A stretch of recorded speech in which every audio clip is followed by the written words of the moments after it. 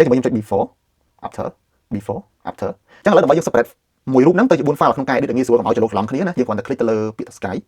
architecture vegetation water ហើយយើងយកពាក្យថា create សួស្តីបងប្អូនអ្នកគ្នាថ្ងៃនេះខ្ញុំចង់បង្ហាញនៅ tool 2ដែលខ្ញុំតែងតែប្រើមិនដែលចោលទេរាល់ការកែរូបភាពរបស់ខ្ញុំនៅក្នុង Adobe Camera Raw អញ្ចឹងណាអញ្ចឹងសម្រាប់បងប្អូនយើងដែលប្រើប្រាស់នៅ Adobe Camera Raw ខ្ញុំជឿថាភាគច្រើនគឺគាត់បានស្គាល់ទៅហើយតែសម្រាប់បងប្អូនយើងដែលគាត់ទើបតែប្រើប្រាស់គឺប្រហែលជាមិនទាន់ស្គាល់ទេអញ្ចឹងពាក់ព័ន្ធជាមួយនឹង Adobe Camera Raw ពេលនេះគឺគេកំណែទៅដល់ 18.0 ទៅហើយអញ្ចឹងកំណែតម្រង់ខ្ញុំបានតម្លាក់នៅក្នុង group Telegram ដូចគ្នាហើយបើសិនជាបងប្អូនណាអត់បាន join group Telegram អាចចូលទៅតាមតំណ link ដែលខ្ញុំបានដាក់នៅខាងក្រោម description វីដេអូនេះ tool ទី1គឺក្នុងការកែរូបភាពបែប portrait លក្ខណៈ pre background ខាងក្រោយណាហើយ tool ទី2គឺជា tool មួយដែលយើងក្នុងការកែរូបភាពបែប landscape វាបង្កឲ្យភាពងាយស្រួលឲ្យយើងក្នុងការកែអញ្ចឹងណាអញ្ចឹងឥឡូវយើងទៅមើល screen computer ទាំងអស់គ្នាតោះអូខេឥឡូវបងប្អូនឃើញហើយនៅក្នុង screen computer របស់ខ្ញុំនេះគឺជាប្រភេទរូប landscape ឥឡូវខ្ញុំឧទាហរណ៍រូប landscape ឲ្យបងប្អូនមើលមុនអញ្ចឹងណា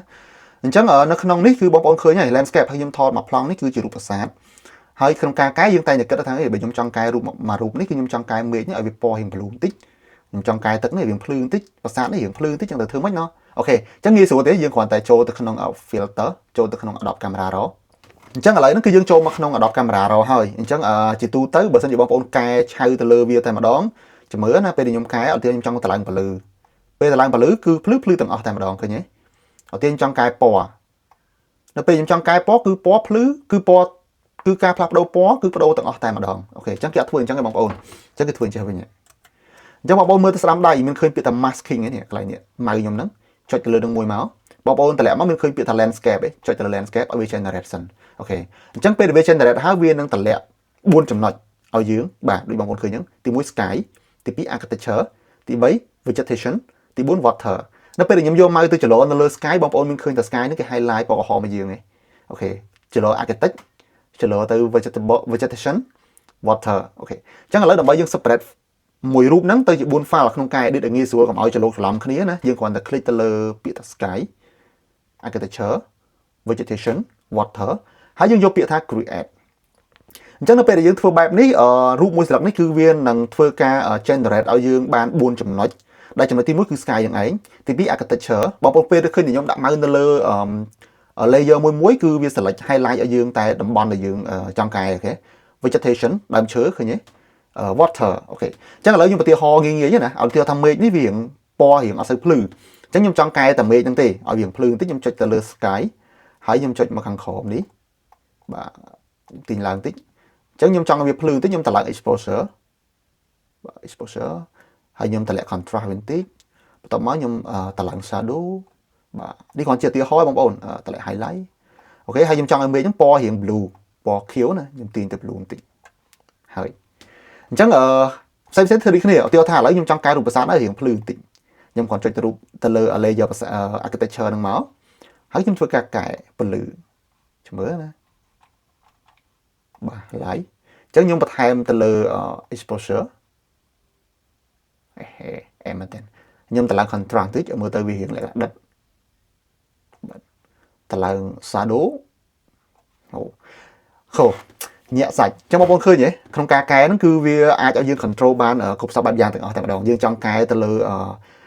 layer មួយណាគឺបាន layer មួយហ្នឹងគឺអត់មានលោកឡំច្រឡំគ្នាទេអញ្ចឹងឥឡូវជាមួយខ្ញុំឲ្យបងប្អូនមើល before and after ណា before after before after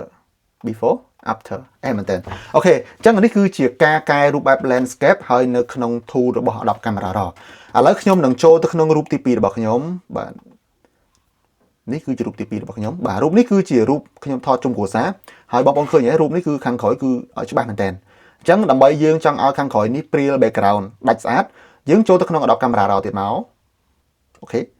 បន្តមកទៀតបងប្អូនចូលទៅក្នុង edit លើនេះជាទូទៅពេលដែលយើងចូលក្នុង Adobe Camera Raw គឺវាតែងតែចូលនៅក្នុង tool edit ហ្នឹង automatic តែម្ដងអញ្ចឹងបងប្អូនគ្រាន់តែទាញចុះមកក្រោមមកបាទទាញចុះមកក្រោមនេះណែកន្លែងនេះឯងបងប្អូននេះយើងចុចតម្លាក់មកជាទូទៅវាបើសិនជាយើងតម្លើងដំបូងគឺវាអត់តម្លាក់ឲ្យយើងទេកន្លែងហ្នឹងណានេះកន្លែងនេះបងប្អូននេះ land blur នេះ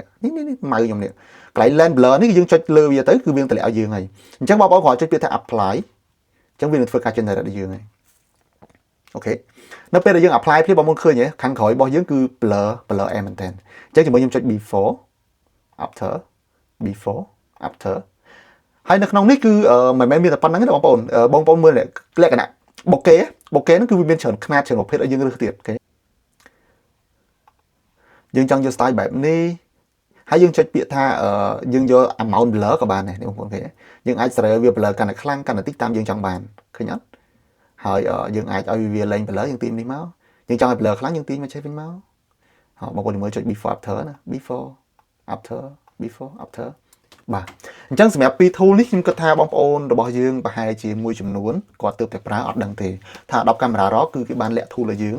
ដែលពិសេសមែនតើដែលយើងអត់សូវបានចាប់អារម្មណ៍អញ្ចឹងអរគុណច្រើនបងប្អូនអរគ្នាដែលបានតាមដានវីដេអូនេះតាំងពីដើមមកដល់ចប់សម្រាប់ខ្ញុំបាទ Fal អរគុណសូមជម្រាបលាបាយបាយ